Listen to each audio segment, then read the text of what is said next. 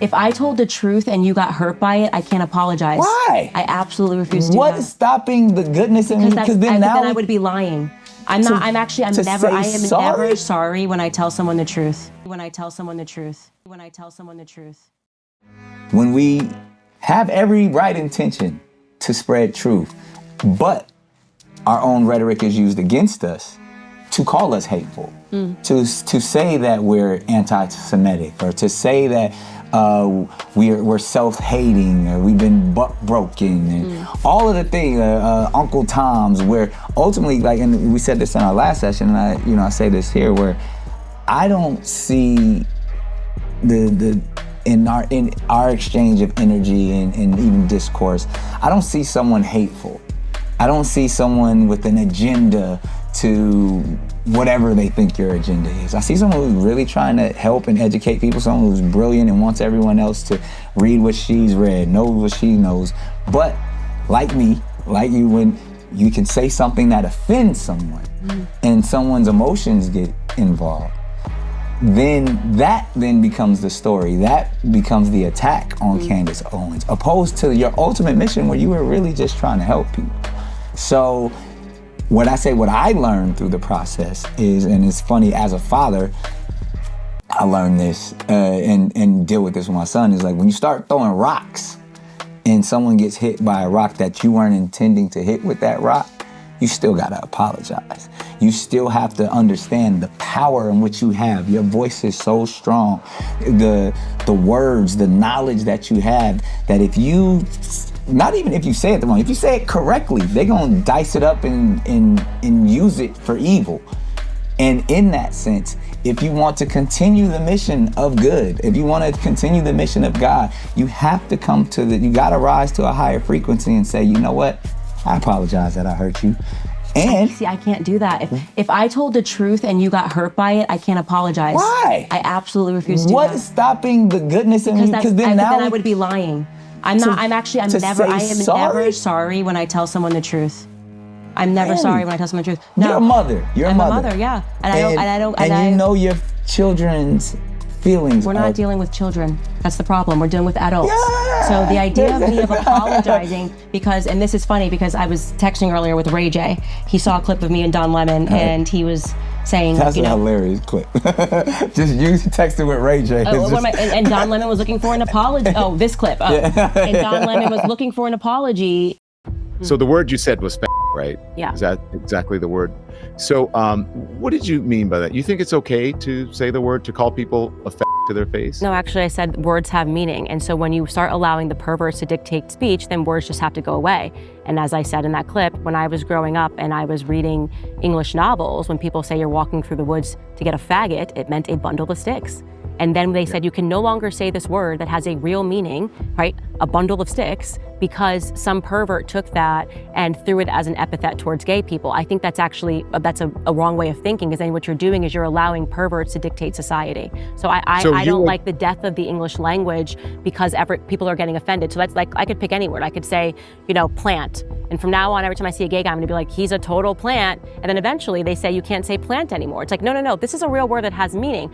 Attack the person who's perverting the word, but you don't suddenly disappear a word and you say you can no longer say it, or you can no longer read these Virginia Woolf novels because the word has been perverted. I think that's a backwards way of thinking. You can read Virginia Woolf novels. And the only people I know who are trying to ban books, Virginia Woolf, and other books that even say the N-word, I mean, it's conservatives. That's who's trying to do it. I don't think that you should be banning books. But I do know, Candace, that language evolves over time.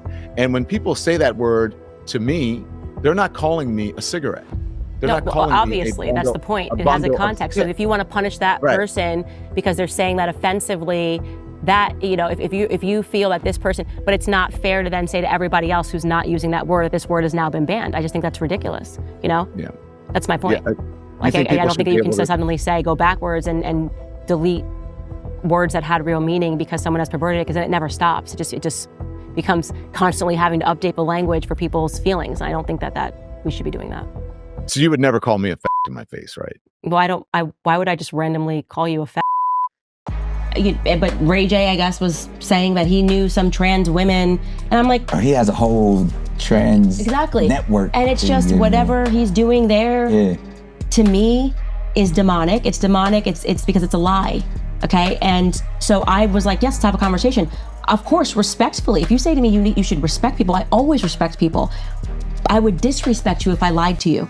I'm not going to call a man a woman. I'm not going to call a woman a man. I'm not going to say sorry for telling the truth. Your beliefs. It's not my belief. A woman cannot be a man, and a man cannot be a woman. It's not a belief. But I'm saying in your perception of the world is different from someone else's perspective, because just as emphatic as you are, that you believe what you just said, there's someone that believes emphatically the opposite. Okay, so what you're talking about is the idea that everything can be subjective and there's no such thing as truth.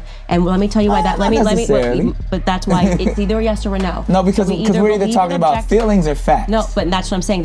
I believe there is objective truth. Okay. Okay. A person that is born a man, okay, a person that is born with a penis, as we call it, okay, cannot ever grow up and give birth. Do we agree with that? Yes. Okay, so there is such thing as an objective truth. What do you think about same-sex marriage? It's a sin. You think it's a sin? So you think I'm sinful? What's that? You think I'm sinful because I'm married to a man? Yeah. You do? Yes, okay. You're sinning. You are in a sinful relationship. I actually don't believe marriage can be between two men. I will not apologize for sharing objective truth. I'm not going to apologize for not saying because his feelings are hurt and do you see how I feel? Because so you have no problem going throughout the world hurting people's feelings. I have no problem going out the world. That's one way to pitch it. Telling people the truth so they can better their lives. So they can live in reality and not the one, not the fantasy land that they're creating for their lives. But what if someone believes that is a better life for them? Okay, well, let's play it your way then. Let's do it the other way. There are a group of people who are now referring to themselves as minor attracted people. Oh, I knew you was can't go there. Hey, but that's what they believe. They believe that they are in love and want to have sex with children. They believe that, Nick. They believe it. And are you going to apologize when you call them pedophiles? Are you going to apologize, Nick? Are you going to have them on your podcast? Don't you understand how they feel on the inside when you say that they can't have sex with 8-year-olds?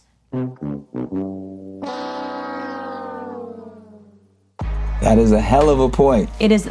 The slippery slope is not a fallacy, it is reality. We are living the slippery slope.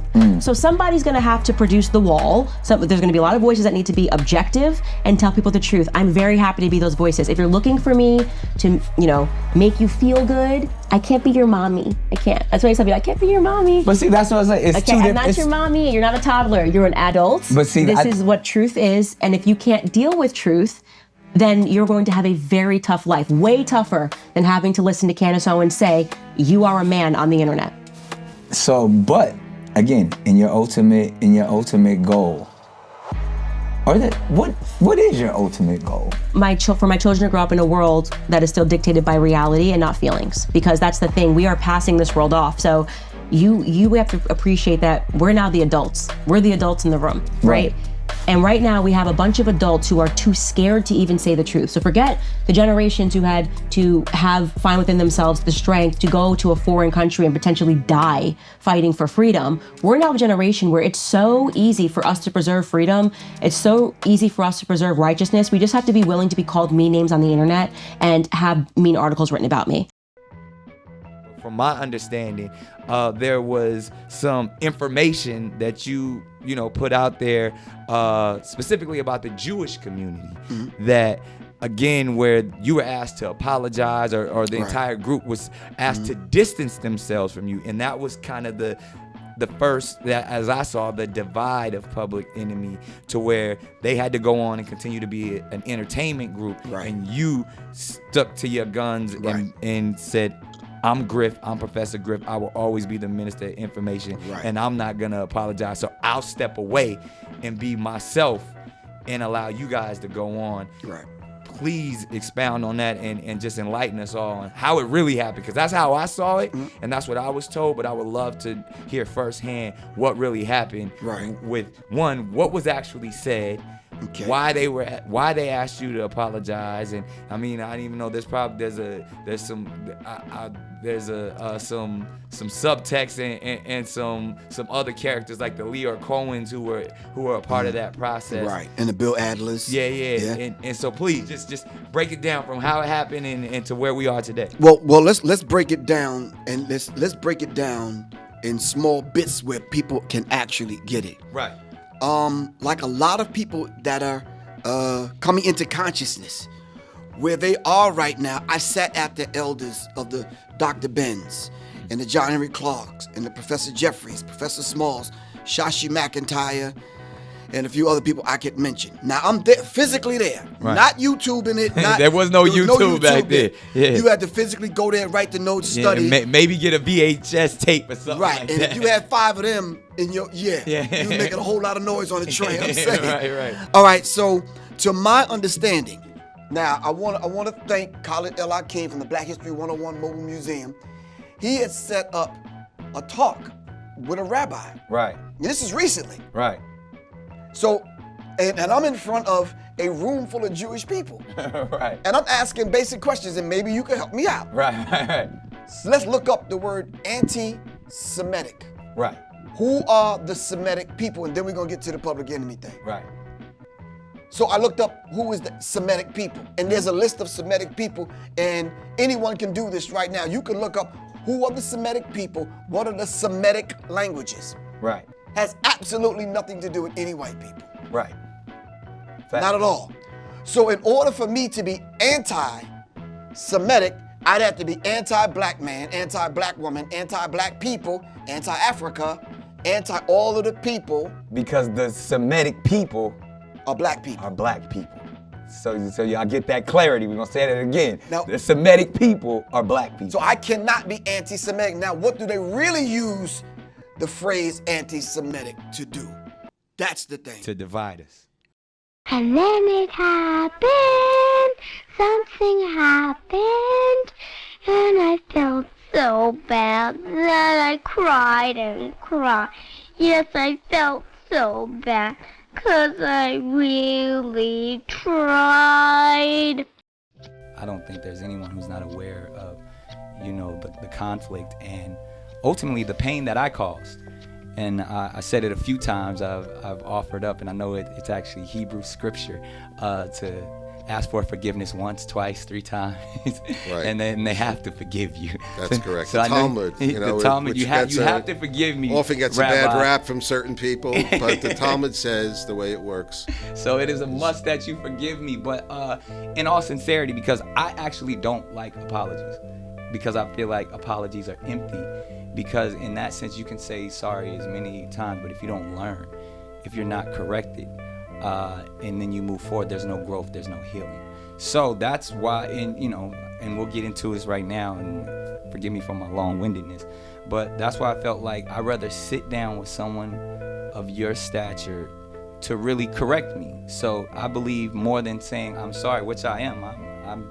I'm sorry for causing pain, hurt to people, but I need to learn how not to do that anymore. In a very charismatic, and maybe we could have did it, like we did it in a very pastoral way, where it was like anti-Semite. You break down Semitism, which is Sem means Shem, and right. Shem and Ham were Noah's lineage. Like we know these things when I've studied these things. So all to say, there's a commonality. I believe, and maybe I'm wrong, and that's what we tap into, because I felt like so many people got hurt when I said that, the true Hebrews, and it wasn't, maybe I shouldn't have used the true, and then if there's Hebrew blood that I believe is flowing through my body and Hebrew blood that's flowing through your body, that doesn't separate us. That doesn't cancel you out. That makes us brothers. That's why I sit here and say my brother or my sister, because I'm finding commonality.